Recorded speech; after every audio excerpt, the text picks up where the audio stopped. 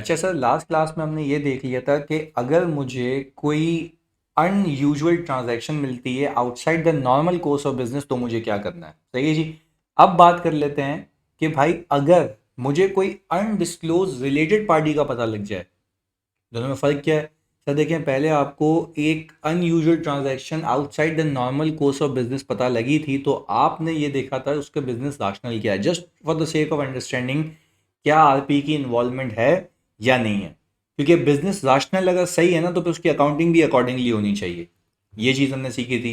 आज आपने ये सीखना है कि मैंने अगर वही प्रोसीजर परफॉर्म किए, इंक्वायरी की, कंट्रोल्स की, वैल्यूएशन की जस्ट टू असेस रिस्क, और फिर स्पेसिफिक प्रोसीजर परफॉर्म किए, आप वेरिफिकेशन कर रहे थे, अलर्टनेस मेंटेन की हुई थी, इन्वेस्टमेंट रजिस्टर देखा, शेयर होल्डर रजिस्टर देखा, मतलब इनकम टैक्स रिटर्न्स देखे, सारी चीज़ें देखने के बाद आपको पता लगा कि एक पार्टी रिलेटेड पार्टी है जो आपको मैनेजमेंट ने नहीं बताई थी, जो आपको मैनेजमेंट ने नहीं बताई थी। तो भाई इसको हम कहते हैं undisclosed related party comes to the auditor attention. Undisclosed related party comes to the auditor attention. वो बात औकात सिंपल सवाल भी पूछता है सीधा सीधा कि अगर एक अनडिस्क्लोज रिलेटेड पार्टी आपकी अटेंशन में, नॉलेज में आई है तो आप क्या काम करेंगे। तो एक एक चीज करके सुनिएगा, क्योंकि मैंने कनेक्टेड रखा है आपको इसलिए यहाँ पे मैं बता सकता हूँ। क्या मैं कह सकता हूँ बच्चों के, अगर जब मैंने आपको शुरू करवाया था तो जब मैं इंक्वायरी परफॉर्म कर रहा था, इंक्वायरी, सर जब मैंने इंक्वायरी परफॉर्म की थी इनिशियली, तो इंक्वायरी के ऊपर आपको याद होगा मुझे मैनेजमेंट ने एक list of related party provide किया होगा। मैनेजमेंट ने list of related party provide किया होगा, कब प्रोवाइड किया होगा, इंक्वायरी के वक्त। अच्छा, मैंने कहा इसमें मेरे पास ए बी सी आरपी आ रही हैं। मुझे आइडेंटिफाई हो गई, सर मुझे आइडेंटिफाई हो गई डी, सर मुझे आइडेंटिफाई हो गई डी। अच्छा, अब मैंने कहा कि सर ये मेरे टीम मेंबर्स हैं, ये मेरा टीम मेंबर है, इसको हम कहते हैं ऑडिट टीम मेंबर्स। ये मेरे ऑडिट टीम मेंबर्स हैं। अच्छा सुनिएगा, ये ऑडिट टीम मेंबर्स मेरे पहले नॉलेज लेके बैठे हुए ए बी और सी की। अब जाहिर सी बात है ये जो भी काम परफॉर्म कर रहे होंगे सेल्स में, परचेजेस में, डिस्पोजल ऑफ पीपी में, इन लोगों ने, मेरी ऑडिट टीम ने इन आरपीस का ख्याल रखा होगा चेक करते वक्त कि इनसे कौन सी ट्रांजैक्शंस हैं जिसका अप्रोप्रिएट अकाउंटिंग और अप्रोप्रिएट डिस्क्लोजर मुझे चेक करना था। इनकी नॉलेज में क्या था कि भाई ये तीन पार्टीज हैं, इनसे कोई ट्रांजैक्शन दिखे उसको साइड में फेंकते रहेंगे, एक वर्किंग पेपर बनाते रहेंगे ताकि फाइनेंशियल स्टेटमेंट्स की कंक्लूजन के वक्त हम ये देख लें सारी रिलेटेड पार्टीज आइडेंटिफाई होके, अकाउंट फॉर होके डिस्क्लोज हो गई हूं। पर सर मैं तो आपको ये कह रहा हूं कि ये तो एक न्यू चौरंगी आइडेंटिफाई हुई है, वो है रिलेटेड पार्टी डी। एक्सवाईजी कोई भी हो सकती है, सब्सिडी हो सकती है, एसोसिएट हो सकती है, जो कि मैनेजमेंट ने आपको नहीं बताई, अनडिस्क्लोज थी। तो सर इस केस के अंदर आपको नहीं लगता कि आपका पहला जो फर्ज बनता है, सर पहला जो फर्ज बनता है, पहला जो फर्ज है मेरा वो ये है कि सर आप इस डी के बारे में इन लोगों को बताएं कि भाई ये भी एग्जिस्ट करती है। अब ऑडिट प्रोसीजर्स करते वक्त इन पे भी ध्यान रखना है कि इससे कोई ट्रांजैक्शन तो नहीं है, क्या इससे जो ट्रांजैक्शन हुई है उसके पीछे बिजनेस रैशनल सही है या नहीं है। तो हमने इनको इससे भी आगाह करना है कि भाई इन्फॉर्म करना है मैंने उस रिलेटेड पार्टी का जो मेरी अटेंशन में आई है, जो कि पहले मुझे पता नहीं थी, तो मैं इसको भी इन्फॉर्म करूंगा अपनी एंगेजमेंट टीम मेंबर्स को कि भाई ऑडिट के दौरान इन पे भी नजर रखना, इस वाली रिलेटेड पार्टी पे भी। I hope this is clear. फिर इसके बाद मैं मैनेजमेंट को कहूंगा, बात समझिएगा, दूसरी चीज, जो दूसरी चीज मैं करूंगा, मैं इन्फॉर्म करूंगा मैनेजमेंट को एंड रिक्वेस्ट करूंगा कि प्लीज आप मुझे इससे जितनी ट्रांजैक्शंस हुई हैं, जितनी ट्रांजैक्शंस हुई हैं मुझे आप निकाल के दें। आप मुझे बताएं इससे पीपी खरीदा है, इससे कोई इन्वेंट्री खरीदी है, इसको कोई इन्वेंट्री बेची है, लोन दिया, व्हाट्सएवर, आप वो मुझे सब एक जगह करके दें। बात समझ आ रही है? यानी मैं मैनेजमेंट से रिक्वेस्ट करता हूँ कि भाई इससे जो भी ट्रांजैक्शंस हुई हैं आप मुझे वो निकाल के दें। फिर मैं तीसरा सवाल करता हूँ मैनेजमेंट से कि भाई तुमने जो कंट्रोल्स लगाए हुए थे वो फेल कैसे हो गए? मतलब तुमने कंट्रोल्स लगाए हुए थे ना, मतलब आपके कंट्रोल फेल कैसे हो गए ये रिलेटेड पार्टी को डिटेक्ट करने में। और चलो मैं कह रहा हूँ कि भाई डिटेक्ट हो भी गई थी, आपने क्या इसकी अकाउंटिंग सही की हुई, आपने हमें क्यों नहीं बताया? तो एक अनडिस्क्लोज रिलेटेड पार्टी का कॉन्सेप्ट है।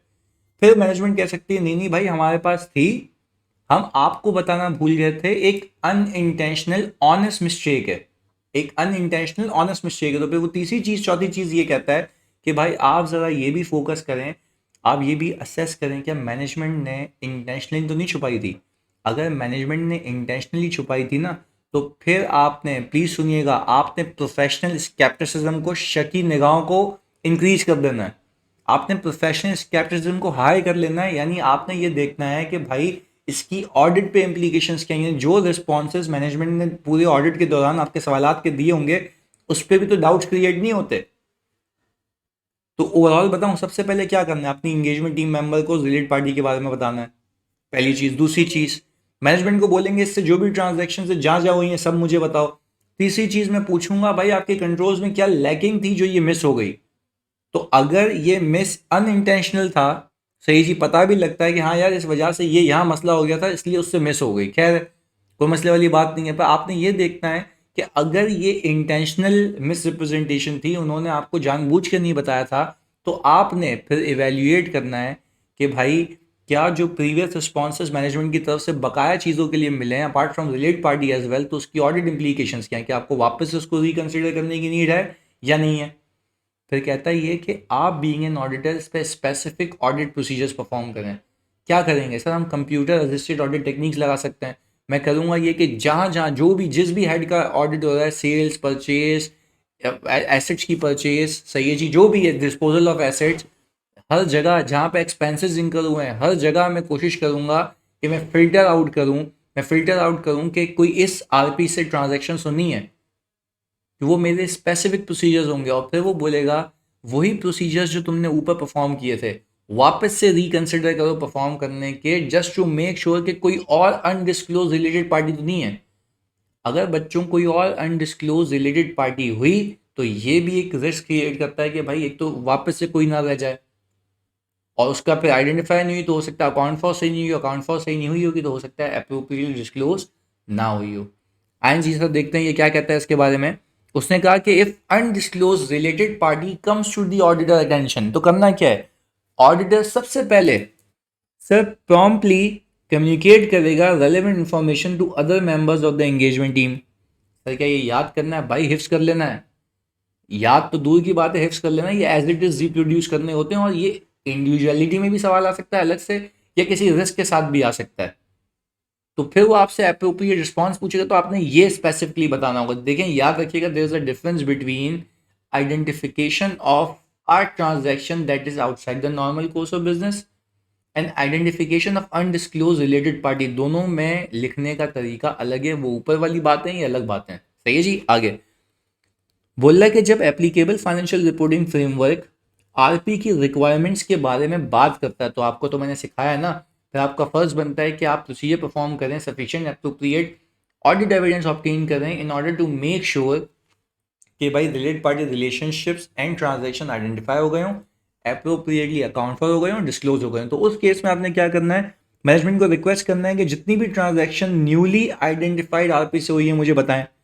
सही जी, इंक्वायरी करें why controls over RP fail to enable the identification और डिस्क्लोजर ऑफ आरपी की रिलेशनशिप एंड ट्रांजैक्शंस। यानी आप बताएं कि भाई कंट्रोल फेल क्यों हो गए, क्या वजह थी, वो उस पर काम करो, सही करो उसको, ताकि आगे से ऐसी गलती ना हो।